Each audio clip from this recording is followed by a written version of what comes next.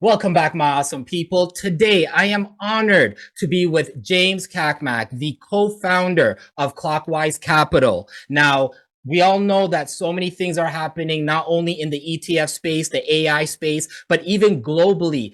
That's why you're probably wondering why the market is up and down, so choppy. And James is going to enlighten us and give us some amazing insights on what is going on. So stay tuned to the end because this is actually some really, really good knowledge and wisdom. So let's get right into it. James, how are you doing today? I'm doing great. Great to be with you. Thank you so much. I know it's a very busy time, so thank you for being here with me today. Can you just tell us about yourself, what inspired you to co-found Clockwise Capital, and some of its history and core mission? Sure. So my background is a sell-side analyst on Wall Street. Essentially, I was the guy, saying having the buy and sell ratings on stocks. I specialize in the internet and telecom and media space, TMT.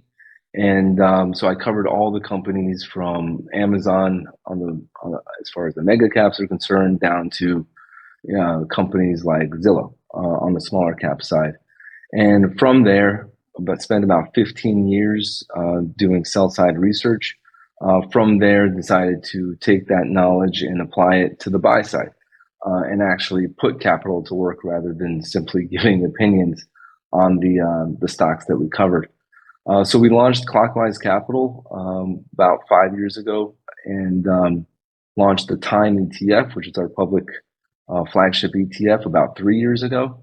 Right now at Clockwise, we operate with two funds. One is our flagship ETF Time, and the other one is our private hedge fund, which basically mirrors the strategy in time, but has an overlay of options and more shorting and hedging capabilities. That's amazing because these days, the traditional form of investing of, mutual bonds, treasuries is kind of not really as popular. Options plays, covered call plays among ETFs is getting popularity and especially among my viewers. So let's get right into your flagship ETF. So your flagship ETF is the Clockwise Core Equity and Innovation ETF, ticker symbol TIME. Can you tell us more about that ETF and what strategies you use to maximize returns for investors? Sure. The genesis of the name Clockwise really comes from technology. It's all about what is the purpose of technology? It's to improve productivity. And, so by improving productivity, you're saving time and you're increasing output per unit of labor or capital. And when we initially launched, actually, with the ticker symbol CWC, but Time Inc. Got taken out private, so we were able to grab that Time ticker from Time Magazine, and really it epitomizes the central thesis of what we try to invest in, which is how do we invest in assets that improve productivity for businesses and consumers over the long term, but at the same time, how do we stay cognizant of what's happening in the macroeconomic backdrop, of the increasing volatility that we're seeing in the market, and being able to manage that exposure?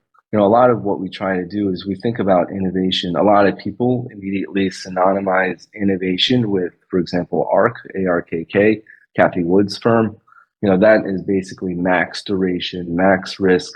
And but a lot of those companies within our portfolio do have tremendous upside. When you look at 5, 10 year cycles, but unfortunately, the market doesn't move smoothly and linearly up and to the right. So when you consider that, how do you maintain exposure to those kinds of companies, but also be wary of the ups and downs on the short term? Because as we've seen over the last couple of weeks, that you can have massive drawdowns in these high growth names when there's uncertainty in the market. And that uncertainty, as it relates to right now in the market, we have what's going to happen with interest rates, what's going to happen with recession, what are the growth rates of these tech companies, and are they going to be able to sustain those growth rates? So really at time, what we want to do is the primary mission and the priority to be innovation investing. but we don't want to lose sight of the macro picture. So we manage the portfolio in that way where we can lean into innovation, but also lean out and diversify and be a little bit broader during times of uncertainty. But at the end of the day, we want to capitalize on the innovation opportunity, but do so in the safest way possible. And that's really the core of the mission of time. I mean, that was very well said, especially now with the macroeconomics and the microeconomics that's going on in the market just all over the place. It makes sense to not only look at strong companies, but also companies that will also satisfy the future needs. So I was looking at some of the holdings of TIME and the key industries and sectors. They include NVIDIA, Costco, Broadcom, Newmont Gold Mining. How do you choose, or how did you identify which companies to include in this ETF? Sure. So when we look at, first of all, we approach things top down and bottom up.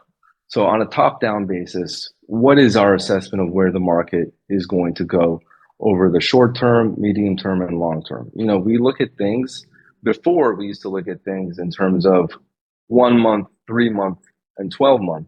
You know, but now with Trump in office and everything being able to move within one tweet, 10% in either direction, you know, you do have to take into account slightly shorter time frames. So right now we look at things in terms of 1 week, 1 month, quarterly, and obviously we don't lose sight of the annual projections.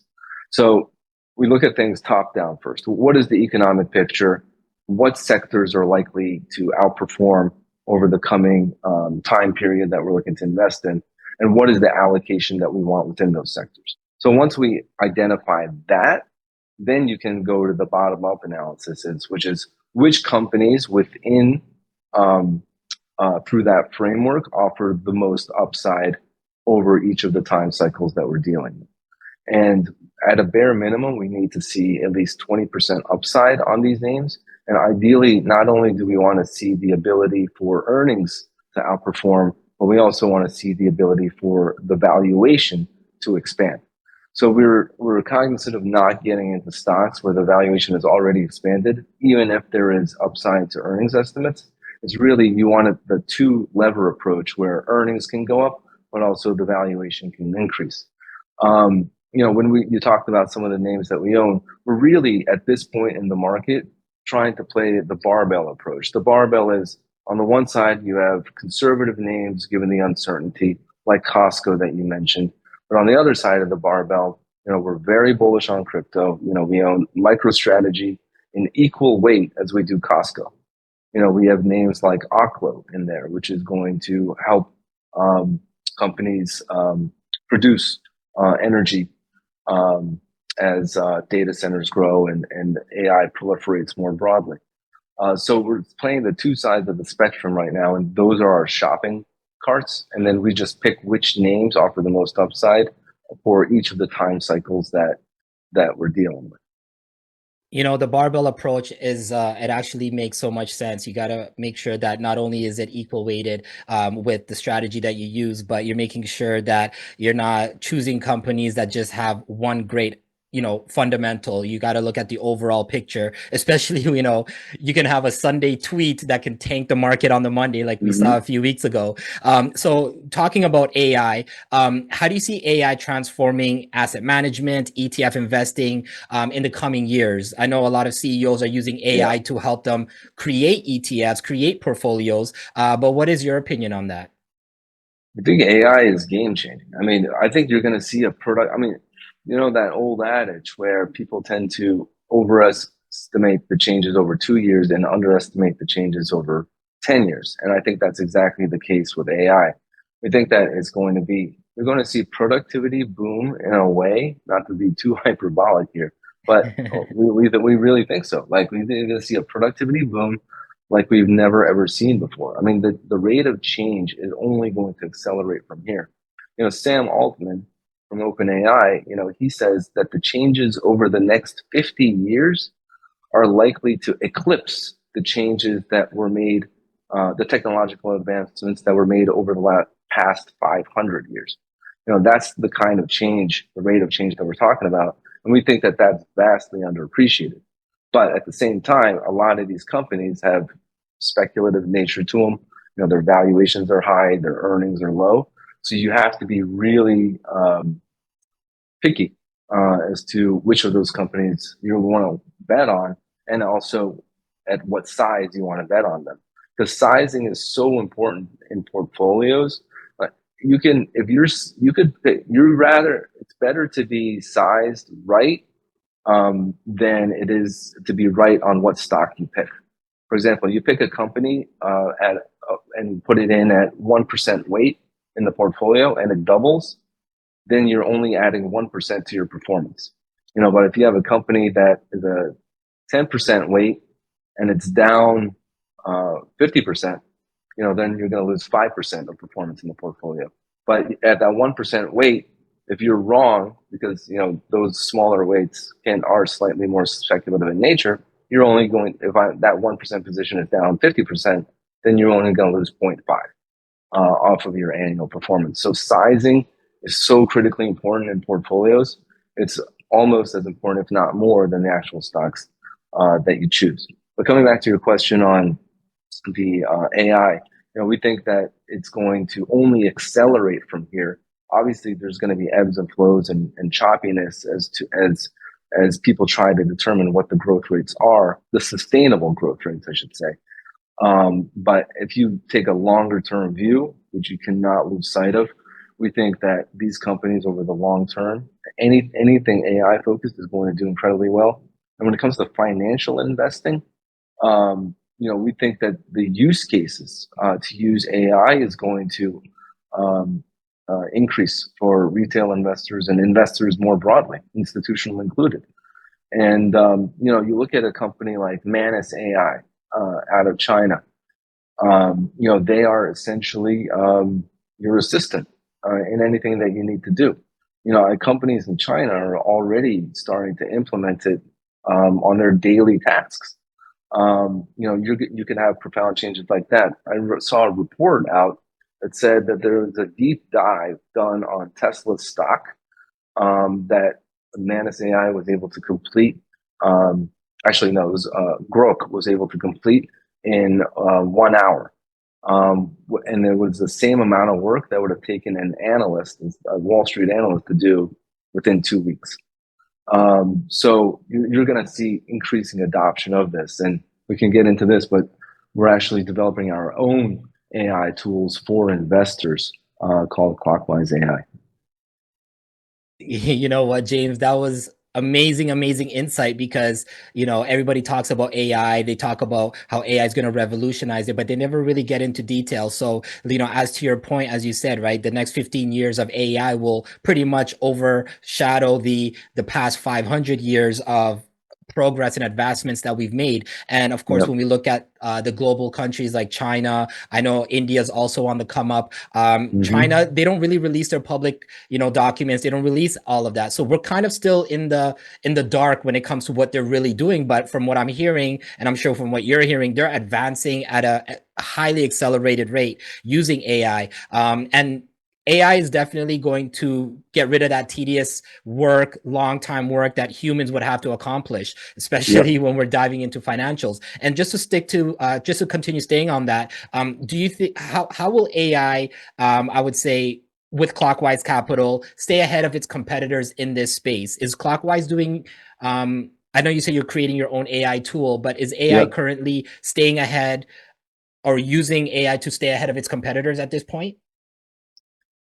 Yes, I mean, we use AI as it relates to the technical indicators in the market. We have a whole list of metrics that we track: economic data, company data, trade data, you know, credit data, and that helps us systematize our exit and entry points, and also gives us indicators to stay ahead of the curve.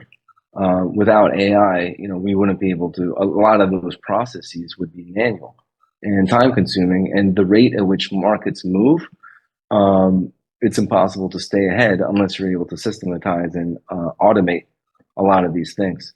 And what we're actually doing, so with Clockwise AI, it's people can come to our website, clockwisecapital.com, and ask Clockwise AI investing questions. What we do is we take all of our learnings or data and we feed it into Clockwise AI on a weekly basis. So it helps us, and it helps any investor using AI for their own research, which is getting quite good at this point. I would say, approaching parity with any Wall Street analysis that you see on CNBC or whatnot. And pretty soon it's going to be better because of the ability to pull all that information in real time, whereas Wall Street tends to lag the information flow. So people can come to the website and ask it questions as really like what's happening this week with interest rates, what's happening this week with the economic data. Like today we had data out on consumer confidence. What are the implications of that data? How do I think about the technology cycle, technology stocks at this point in time? How do I think about my portfolio allocation? I think that's going to be a big AI tool in helping a lot of financial planning tools. Like how much of my portfolio, this is my goal in 5 years and 10 years and 20 years, whatever your time horizon is. What is my goal? Here's the amount of money I have. This is my risk appetite. This is what I want to accomplish. How do I balance that? And given the current environment, what allocation and what exposure should I have? All these things can now be answered in the matter of seconds rather than sitting through a financial planning meeting, going through the paperwork, going through all that. And you just don't need that anymore. And we're already at that point. And, with Clockwise AI or whatever AI service you choose, obviously we prefer ours, our bias is ours, because we believe that the information stays more relevant and more real time than other AI services, because we're feeding it with what we're doing on a real basis with real dollars and real clients. Like we're not pontificating on this stuff.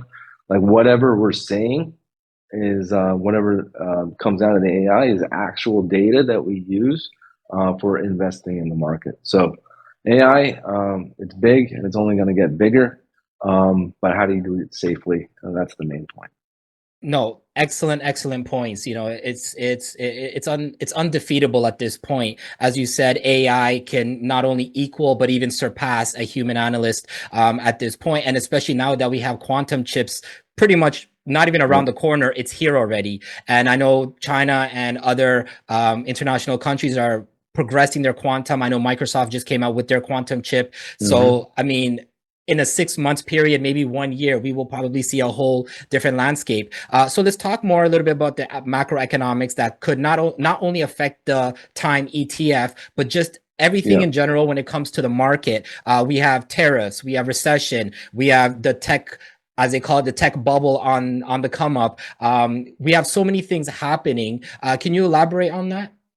Yeah. What's interesting on the macro topic, the retail investors are getting so sophisticated. I mean, I look through social feeds on Reddit and Twitter or X, and the analysis done is quite good. Sometimes better than what I see from professional work done on Wall Street from people getting paid a lot of money to do it. Those so Reddit enthusiasts. No, they're good. They're really good. I got to hand it to them. I mean, they're early on a lot of these themes. Palantir is a perfect point. It was basically us at Clockwise and retail that understood the Palantir opportunity. Obviously other funds as well, but Wall Street certainly wasn't there, and very few funds were there at all. I know hedge funds. Obviously we get a lot of intelligence from the hedge fund community on flows and what's happening. They didn't really see it until Palantir had $100. That's when people started to come around to it. But retail guys were in there at sub 20, and so you got to give credit where credit's due. And I think to the prior point on AI, as they leverage all of that, the retail community is just going to get more sophisticated. So I'm a big believer in retailers, investors, taking educating themselves, gaining the knowledge, and I think that they can do a heck of a job with it. And it's also too, Um, I would say, is because they also have now investing has become so streamlined. In the past 5 years, you can just go onto an app, invest, sell, buy. Whereas before, you probably have to go to an actual fund manager or maybe an investing firm. But with technology booming and investing apps booming, the retail investor kind of has no choice but to start smartening up and using whatever resources they have. So yeah, no, that's right. actually a really good point. We do have to give them the credit. Absolutely. And it's people like you that also help educate the people. And it's basically a whole other industry being formed around this. I mean, you're doing it and being successful at it. You're asking very quality questions. So kudos to you as well Thank for you. I appreciate it. pushing this. The thing about the technology point you just made is a good one because really it's that technology that also has increased trading capabilities. Now they've pushed 24-hour trading. Like Robinhood was a big proponent of that. And now you see companies like Schwab, who are completely behind the curve, follow suit with 24-hour trading. But with the good comes the bad. The good is that you have more tools at your disposal. The bad is that the volatility in the market is only going to increase because of all of this, being able to price things in even faster than before. So, when you look at the big picture, we expect that two things to happen. One is that the volatility in the market will only go up from here as programmatic trading and 24-hour trading becomes a bigger part of the pie. And obviously uncertainty increases in the market. And then the other thing is the magnitude of the moves are only going to get bigger as well. So you look at the amplitude of the moves top to bottom on stocks, and then you look at the frequency of those moves increasing. It means you can make a lot of money, but over short periods of time, you'll also lose a lot of money over short periods of time. So it's all about how do I optimize against that volatility while not losing sight of the longer term, bigger picture on the innovation that's happening.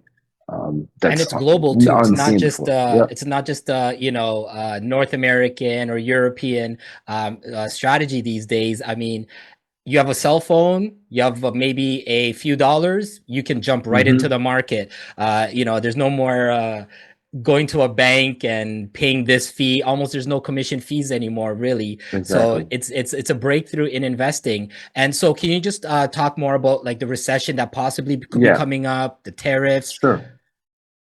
Um, Yeah, so the macro backdrop, I think we should helpful to zoom out. There's an economist, Carlota Perez. I think any of your viewers should look her up. I mean, this is stuff that she wrote decades ago. That's still even more relevant today than when it was first written. She has this chart that shows the three phases of technology cycles. The first phase is called the installation phase, which lasts several decades. And then you have what's called the turning point phase, that's about 1 decade. And then you have the golden age after that. We can argue right now that the installation phase is pretty much at the end. The installation phase is the buildup. This is the internet, personal computing. This is AI, introduction of AI, data centers, cloud, all that stuff. We were basically building the foundation for what the future is to bring. The turning point phase is phase two. That she puts it at about 10 years, but I think that the rate of change is so big, so fast, I think you can haircut that by maybe 80%. So maybe call it 2 years. The turning point phase is not so good because the installation phase is the buildup, it's the buildup of the hype and all that. The turning point phase is okay, now we built it, now we're in between we built it and what will it become. So now that turning point is trying to decipher who's going to win, who's going to lose, what's hyped, what's not hyped, what are the growth rates going to be, who's going to accelerate, who's going to slow down. And then that's one of the biggest contributors to the volatility in the market right now is just so many unknowns as to how all this is going to play out. You look at any analyst call, earnings call on these tech companies, the number one question that's asked is, you're spending all this CapEx on building out AI, building out your data centers, spending hundreds and hundreds of billions of dollars. You look at Meta's CapEx, Microsoft, Alphabet, Amazon. The question is, how are you going to make money off of it? And how fast are you going to make money? And how big is that opportunity? That's always the number one question. You're spending all this money, but what am I going to get in return for it? Because right now, all you're doing is all you're doing is you're decreasing cash flow, but no, you're getting nothing for it. So there's just a lot of uncertainty. So that's kind of the technology backdrop. So I'd really encourage your viewers to check out Carlota Perez and her Installation Turning Point. I'll definitely have the information in the description box.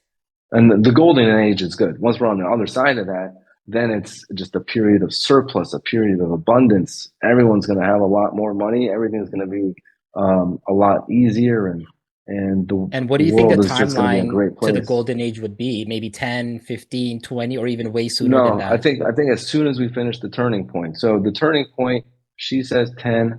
I think that the rate of change is so fast. I think it's probably 2 years. I think during this current administration, sometime between now and then in the administration, we're going to get to the beginnings of the golden age. But we got to get through this period right now. So that's the tech. So that's the tech sector uncertainty. Now you have the short-term cycle uncertainty. What's the short-term cycle uncertainty? Well, that is what's going to happen with inflation.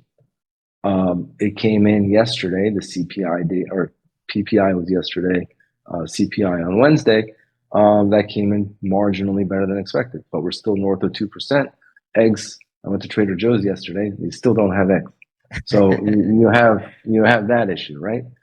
What's going to happen with energy costs and all that stuff. And then obviously the knock-on effect of what's Powell going to do with interest rates. Is he going to keep them high? Right now, the market is pricing in 3 rate cuts in 2025. Does that stay at 3? Does that go to 2? Does that go to 1? We just don't know. In the meantime, you have Scott Bessent at the Treasury saying the number one priority of the Trump administration is to bring down the 10-year interest rate. How are you going to do that?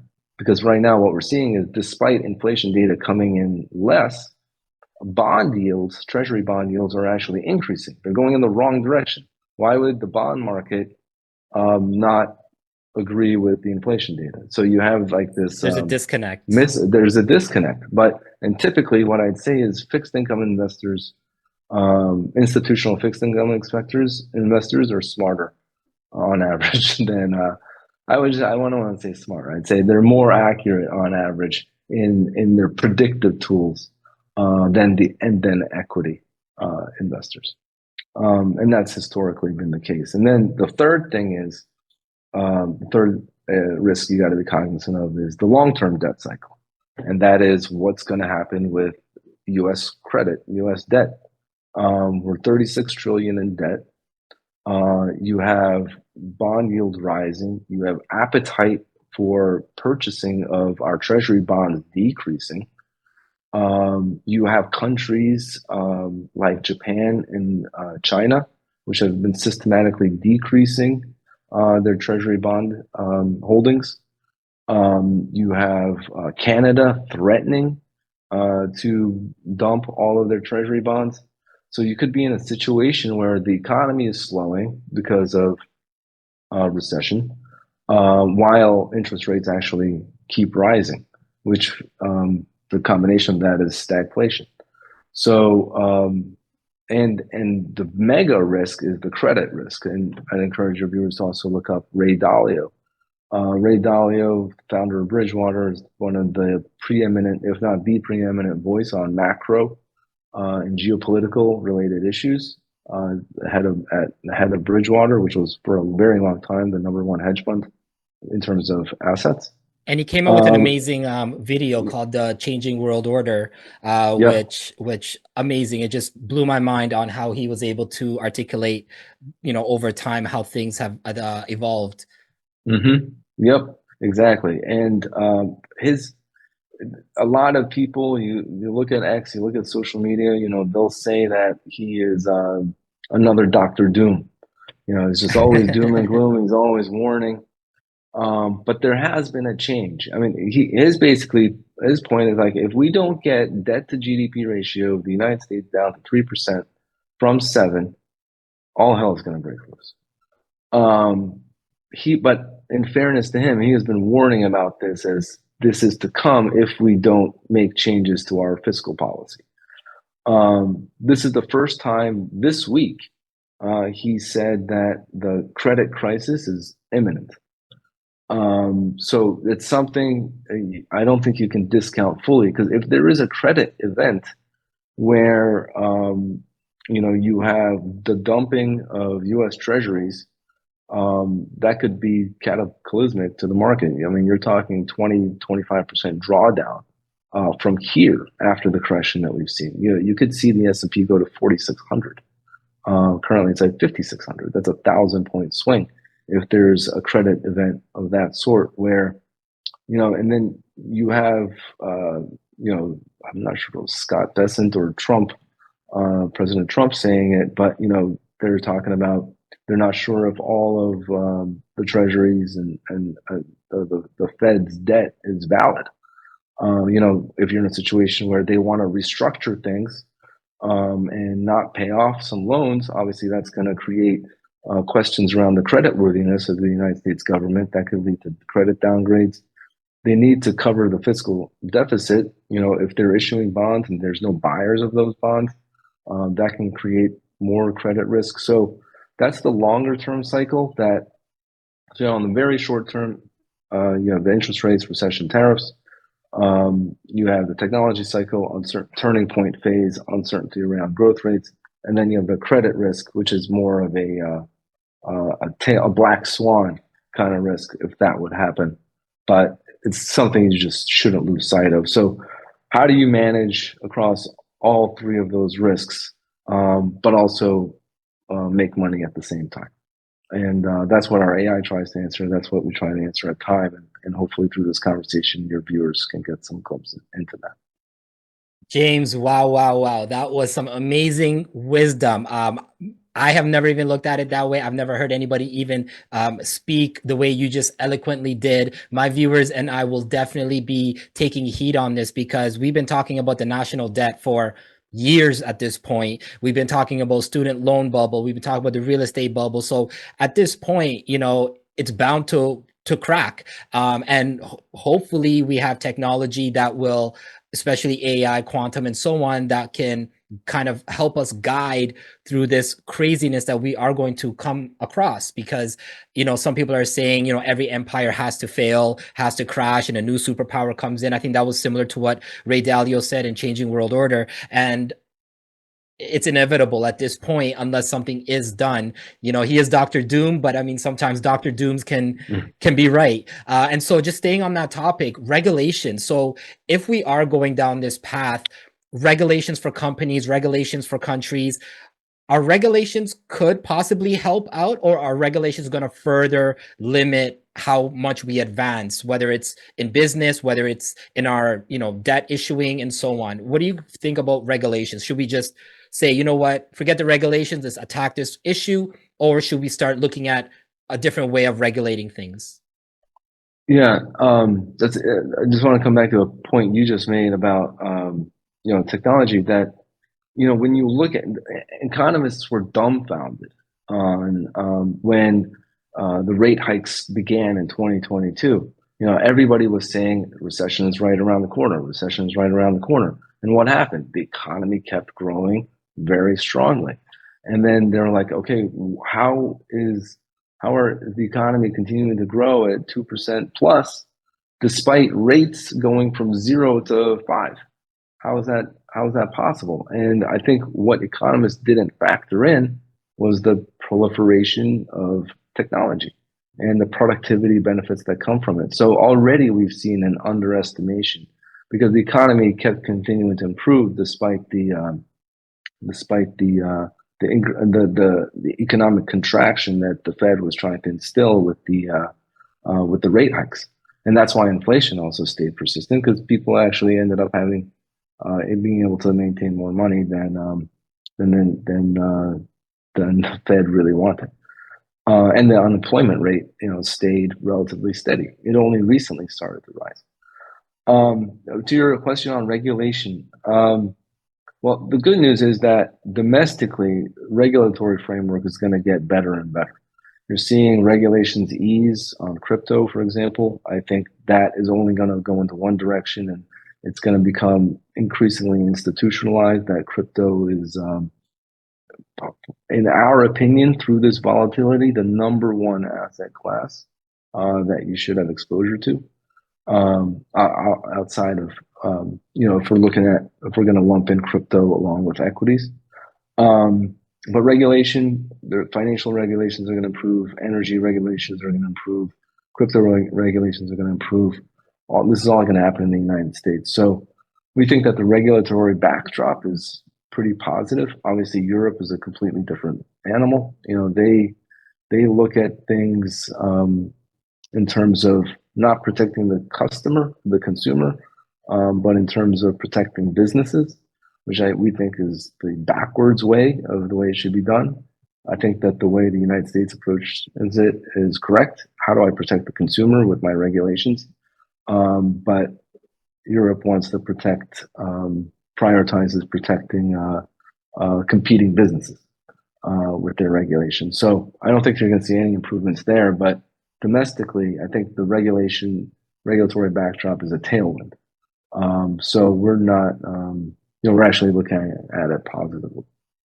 Yeah, I've spoken to a few people and they said the same, that especially in the crypto space, they feel that more regulation in crypto will actually make it stronger and advance it more, and kind of make the ones that are not good kind of fall out of the race. So I'm a proponent for regulation as well. So if, as you said, when you mentioned the tech cycle, there's a lot of AI growth names in the time ETF. Yeah. If this tech cycle does collapse, break, bubble, whatever they want to call it, how is Clockwise Capital prepared to deal with the storm that could hit not only the ETF, but any other future ETFs or investment vehicles? Yeah, sure. So one of the unique parts of time is that, a lot of ETFs that you see, especially in innovation space, are long only. You have 90%, 99% invested in long only stocks, and you're going to move with the market. And if you're innovation leaning and there's a market correction, you're going to correct by more than what the market corrects, because the risk of those stocks, the beta of those stocks, is on average higher than the beta of or risk of the S&P or the NASDAQ. The tools that we have at Clockwise is that we don't have to operate within that structure, and by design we don't. There are a couple of things that we can toggle. One is we can toggle actively manage. We would kind of run it like it's very similar to how we run the hedge fund. It's a very dynamic approach into our weightings of the stocks, what names we hold. It's not a set it and forget it thing. It's how do we actively try to manage around what's happening in the market right now. So what sectors are we exposed to? What is the balance of growth to value? That's something that we constantly toggle.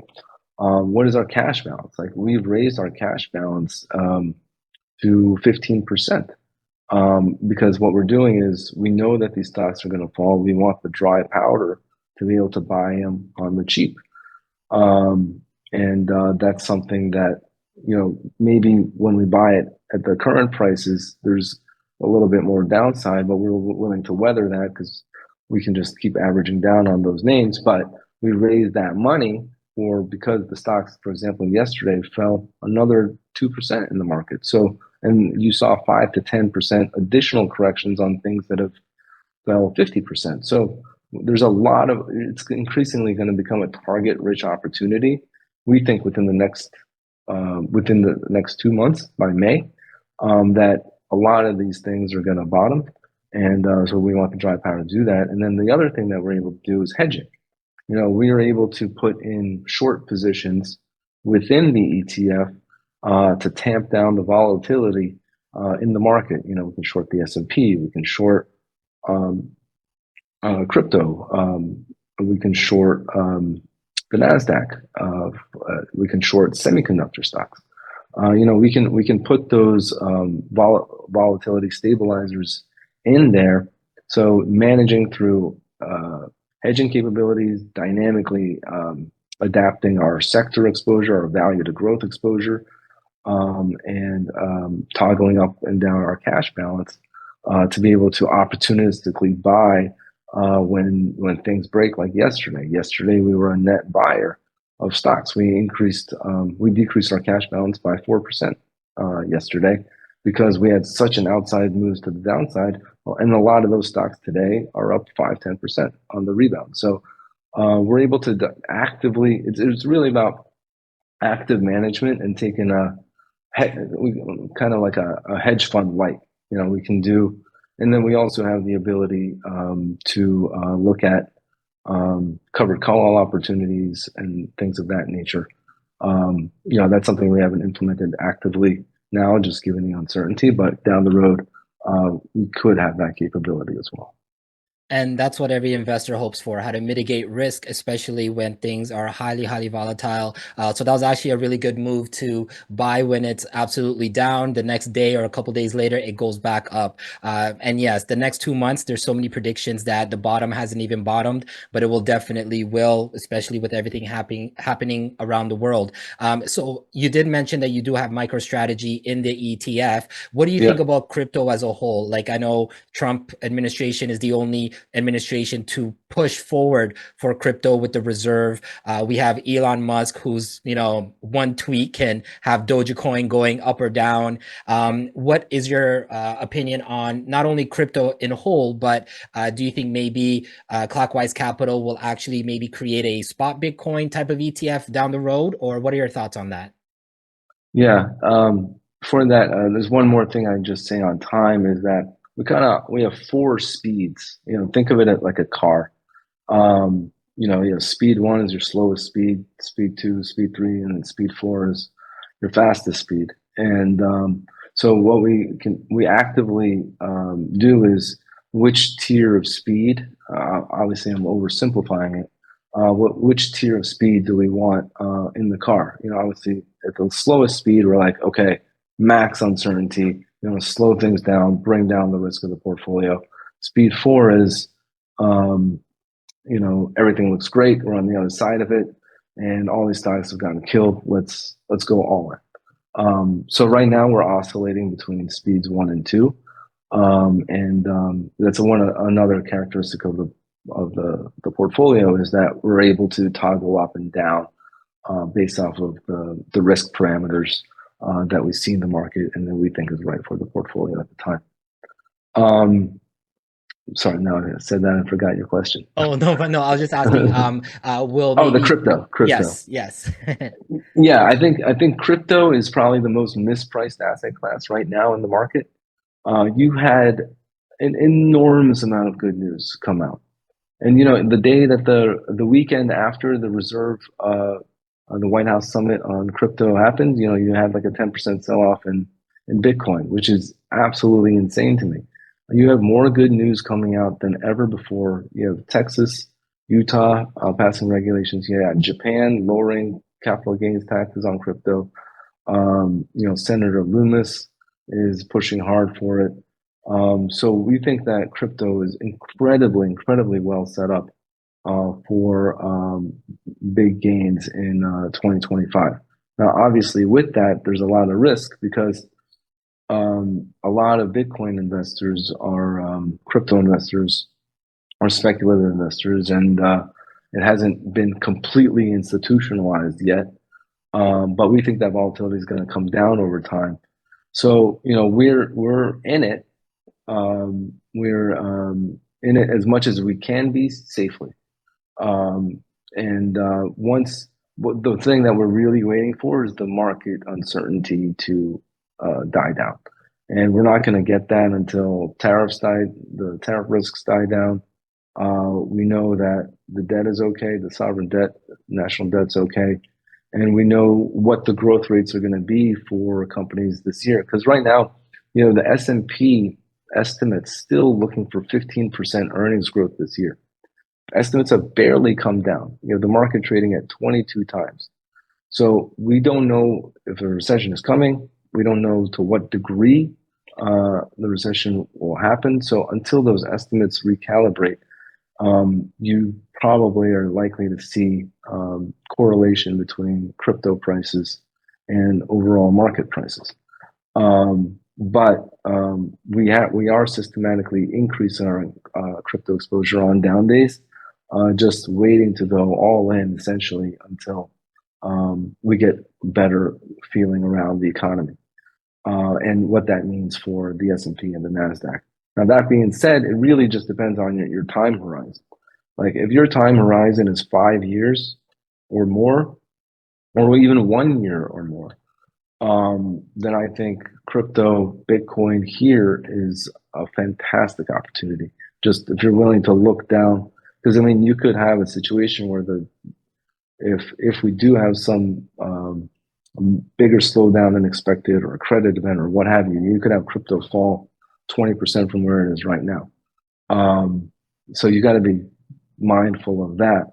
But if you don't care about that, then I'd just buy here and I'd buy lower, which is what we're doing, which is we're maintaining our position here. And if it falls, then we can gross up, but we're not increasing our position here because we have a fiduciary. I'm not just investing for myself. We have clients Shareholders, yeah.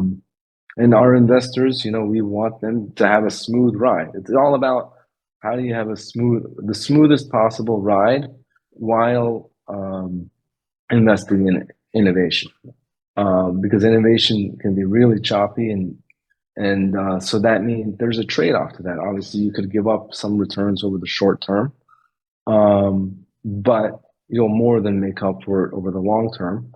But in the meantime, if things do sell off, you will lose less over the short term. So it's all about the smoothest ride.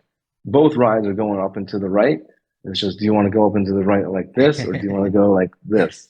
That's what we're trying to manage. So for crypto, depends on your risk tolerance, depends on how short-term, nearsighted you want to be. But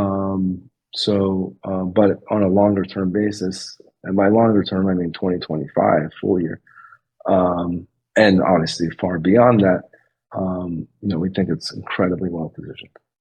Definitely, I agree with that. Currently, the sentiment is, hey, let's take a step back. Let's just see what's going on. Like I've been just slowly dollar cost averaging. I'm not dumping everything in just yet. Just waiting, not even waiting for the bottom. Just trying to wait for consolidation because Monday 10% down, Tuesday up 6%. Yeah, that's too volatile. And I'm sure coming from a portfolio management point of view, it's not good for the clients having that volatility that just swings so far apart. But I do agree. Like I'm in the long game. I'm waiting 10, 5, 15 years because, this is the future, especially when you have AI, blockchain technology, smart contracts. It's pretty much a whole ecosystem at this point. Yeah, crypto is the way, I would say, in the future. Just right now, we're just going through a little hiccup. I mean, in client portfolios, we keep it at, just to give you a sense, at a 2% weight. Obviously, we can toggle up the exposure within the time ETF, but in terms of asset allocation for clients, we keep it at 2% because a lot of these, you got to be mindful of the volatility, but we can lean in on time because time in our client ETFs, the way the portfolios are structured, is time represents the U.S. equity component because we believe that it can achieve better returns than the S&P with less volatility than the Nasdaq. I mean, if you look at 2023, we were up 58%. In Wow. 2024, we were up almost 40%. So this year we expect another big year, so long as got to caveat it that so long as the thesis um, holds about the technology cycle and opportunities ahead. Um, No, I can and definitely see that happening. You guys yeah, have some strong companies in your holdings, big players, players that are going to be there in the future that are already dominating now, but also will dominate in the future. So yeah. I mean, like for example, Newmont gold mining is our number one position right now. That's because we sped down, less speed because we know that gold during times of uncertainty will do well. That will shift to probably a semiconductor stock as soon as we have better clarity, and gold will come down to 1%, and MicroStrategy will be 5, Nvidia will be 5. So it'll all inverse once we're on the other side of it, and that's what really boils down to the adaptive approach. And then we'll take all the hedges off. Then you're at max 4 speed, and then it's off to the races. So that's why we think if we can just get through these next couple of months as safely as possible, um, the golden age is upon us. that's definitely what we're looking forward to. And so, if we're looking at the long-term vision for a Clockwise Capital, no specific stock or industry, how do you see it evolving in the next decade? I know you just said it's very actively managed. You might, change the weighting of each Yeah, holding, but in the next, say, 5 to 10 years, where do you see Clockwise Capital? yeah. Obviously, we want to be a lot bigger. We would like to be a primary resource for investors. We think we're investing in our AI capabilities. We think that it's only going to get better because right now things are updated weekly. As we further automate, further systematize, those things will be updated in fact real time. So you come to our site, you ask it, the AI any invested question you have. We see it as the number. Our goal is to be the number one resource for investors. And what the hell do I do given what is happening right now? And what's the best way to do it? And we're looking to be the ultimate resource. And at the same time, uh, sorry, and at the same time, we are really thinking that it could start to serve as the um, a replacement for the S&P and the Nasdaq, because what we try to do is deliver at least the returns of the Nasdaq, if not better, which we have been over the last 2 years, and with the volatility of the S&P.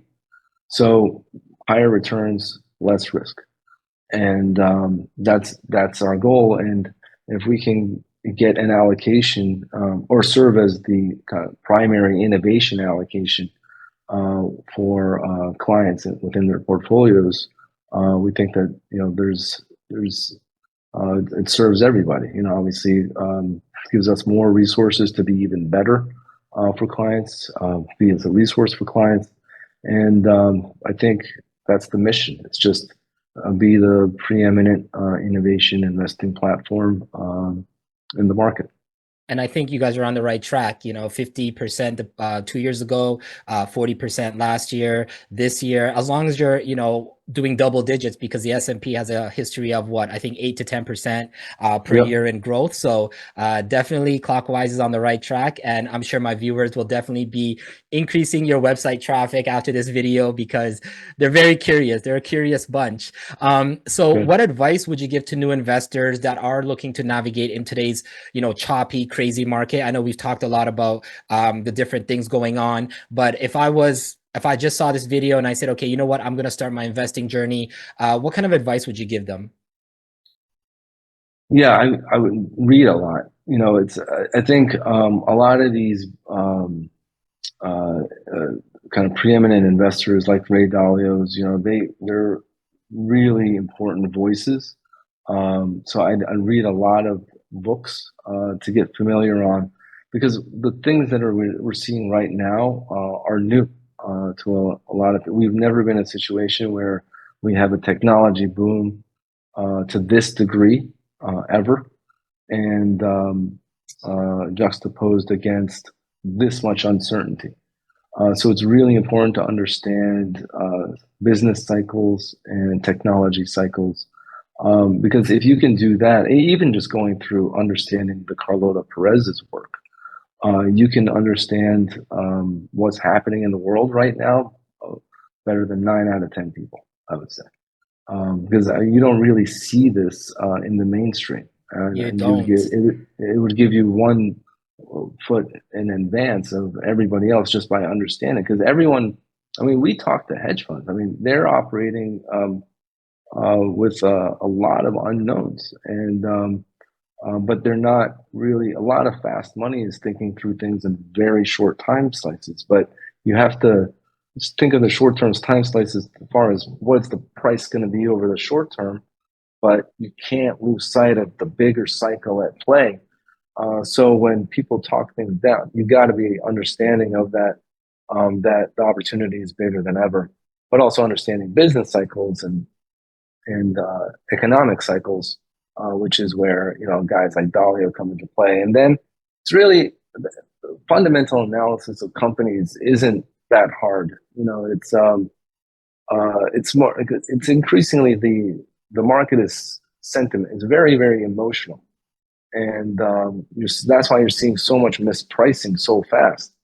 But the mispricings happen so quickly that you can get in and really attractive prices on stocks that just crash 30% in a day for no reason, but you have the ability to scoop it up at that time. So fundamental analysis, there's a lot of resources on that. Just understanding balance sheet, income statement, cash flow. You don't even have to really project things out. It's you can take consensus estimates and figure out kind of what the opportunities are, and then um, and then and valuations and whatnot, and then really just understanding the indices, the components of indices, what's in it, what's not in it. As you look into ETF investing, really it's important to look at what stocks they hold, what is the concentration of each of those positions. Because like we talked about before, weighting is as important, if not more, than stocks that are in it. Because if you could have the best stock in the world at 1%, it's meaningless to your overall return. And you have the worst stock at 10%, it'll destroy you. So it's really important that you study the holdings. Encourage people to study our time holdings. As an innovation portfolio for gold mining to be our top position is not normal, but that's the time that we live in. And so be mindful of that. Be mindful of the rebalancing that are done, how active they're trading. Are they just buying, holding, setting, and forgetting? Because you'll underperform that way too. It's not really about to make money in the market. It's what we call maximizing upside, downside capture. It's maximizing upside capture. How much am I making relative to the market on up days? Downside capture is how little am I losing on down days. So just be cognizant of all of that, and obviously the risk profiles of everything that you're investing, because the beta, the beta measure is a standard measure of stocks, right? What is the risk relative to the market? So you have a beta of 1, should move 1-to-1 with the S&P. The problem is with these betas, they're not real anymore. They're not relevant anymore. And you take a company like Constellation Energy, power energy company. But it's got a beta of around points. I don't want to be misquoted, but I think it was around 0.7, something like that. Ticker CEG. But if you look at the stock chart, it certainly doesn't look like that's something that's less volatile than the market. In reality, the stock is tethered to the growth in AI, growth in data centers, and all that stuff. So the true beta of Constellation Energy, CEG, is probably closer to semiconductor stocks, SMH, which is a 1.7 beta. So you really got to be mindful of, is the risk that I'm taking accurate? And that's one of the things that we do in Clockwise, which I didn't mention, which is, you have the market beta of because the beta that you see on Yahoo Finance and all that, that is a 5-year look back on the beta. And that doesn't take into account the growth of technology during COVID, AI, data center, CapEx spend, doesn't take into any of that account. So we have the market beta, and then at Clockwise, we also, for the time ETF, what we have is a true beta. How do the stocks we own actually behave relative to the risk associated with it? So that's something that investors should be really careful about. Just because something has a low beta doesn't mean it actually will behave that way, because most oftentimes it doesn't anymore. That James, that was amazing advice, not only to an investor that's beginning, but even just to a professional investor, Yeah, even an investor like myself. I just learned so much in that 1 minute talk about beta, volatility, and how things are not matching. No, absolutely. Thank you for that. I think I'm going to get a lot of questions yeah. I mean, I about that said that advice. I had a CNBC hit a couple of weeks ago, and I mentioned it, and it's not something people really talk about. What is the They true beta? don't. They look Yeah. at things blindly, and this is, I'm not saying retail. Your point's well taken. The institutional, it's you see a lot of financial advisors out there. What is my beta? But the thing is, does the portfolio actually behave according to the risk that you're presenting to your clients? So another Again, it's like another Clockwise plug, disconnect. honestly, which is we try to give you the accurate representation, and that beta is dynamic. So our beta is dynamically adjusted based off of the regression analysis that we're doing on each of those stocks relative to the market. So it's constantly updating to reflect the risks in the market. So it's the job is getting harder and harder, but it's going to be so rewarding in the end once we're on the other side of this, because I think the future is bright for all investors. I think if we I pull agree. together and share wisdom like you're doing right now for your client, for your viewers, I think everyone will be better off, and good days are ahead. I mean, I want to make sure we have a positive note that we'll get through this. Like everything's going to be, I think, bigger and better. 100%. I don't want to sound too much like I'm speaking like Trump. It's going to be beautiful, but I truly believe that. Like he says, the golden age. I'm citing it not because he says it, but Carlota Perez says it. This is the golden age of technology, and these things operate in 100-year cycles. So, the turning point phase now is short, but the golden age is long. And So, yeah, and I think that's what we're all looking forward to, not only just the golden age, but just getting over this little transition period. A lot of things are happening. We had a bull run for the past 4 years, 3 years. It's about time it kind of cools down before we get to the next bull run. So you're absolutely correct. And definitely the lady that you said, can you just repeat her name one more time? Carlota Perez. Carlota Perez. So I'll definitely have her information in the description box, so that way my viewers can check it out, make their own, do their own research on it, and make their own assumptions, because I am definitely going to be doing that. So James, this was an amazing interview, full of wisdom. You are definitely going to come back on this channel. I would love for you to come back, because there's going to be a lot of things happening, and Yeah. we definitely want to learn more about it, especially in the next few months. So before we end this interview, do you have any last mentions or significant events coming up, whether it's with the time ETF or maybe another ETF down the pipeline? The platform is yours. Yeah, I mean, not much except for our AI. I really encourage people to start. We're constantly improving it. It's in the very early days, just to point that out. But it's the pace of innovation within that is only going to accelerate, and the speed at which we integrate new information into it is going to accelerate. So we truly think that it's going to be a fantastic resource. I mean, just to put my money where my mouth is, we use it internal, for quick questions. Obviously, one, to test it out, but two is because it's helpful.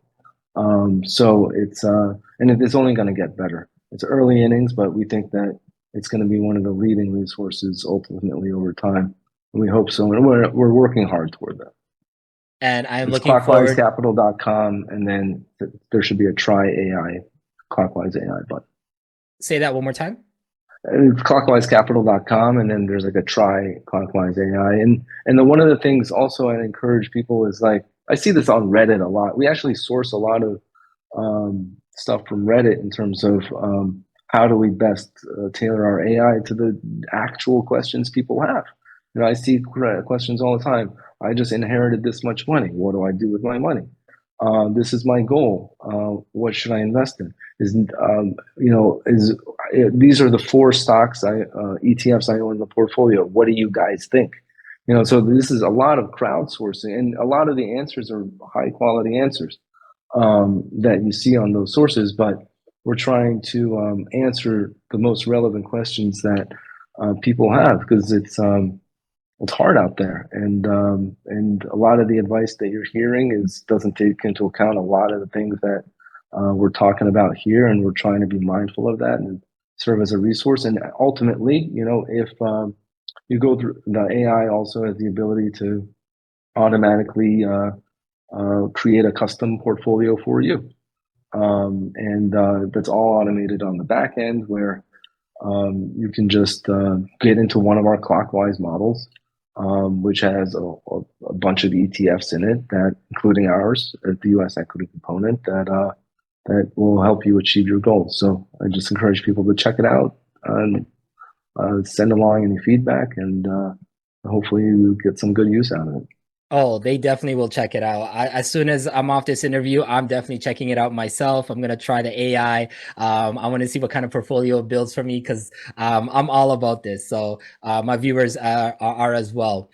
So James, thank you so much for sitting here with me today. I know it's a busy time, but you've given us some amazing knowledge and information that I will definitely keep with me, and I will be continuing to spread the word on Clockwise Capital, Time ETF, and of course your AI, because I think it's definitely revolutionary. So viewers, I will have all of Clockwise Capital's information in the description box. Definitely try it out, check it out. Remember, as James said, we're going through a little hiccup, but the future is bright. Golden age is around the corner. So if you're not investing now, you might miss out on a lot of not only gains, but you might miss the train. So viewers, like, subscribe, and until the next time, stay ranting.